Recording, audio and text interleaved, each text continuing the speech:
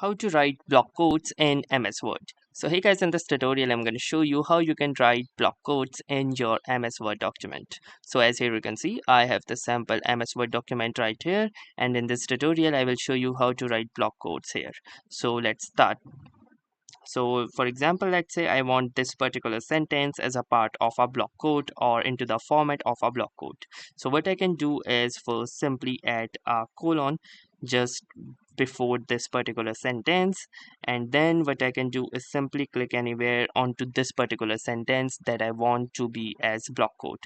Then using this ruler or the hanging indent that we call it, I will be able to give it a different type of indentation. So simply double click over to this last option, which is called the left indent, and then you need to adjust it towards the right hand side.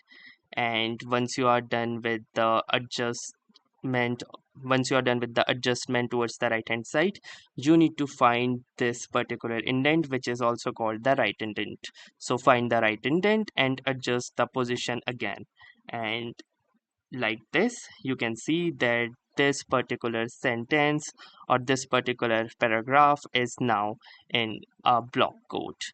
So that was all for this particular tutorial on how to add a block quote.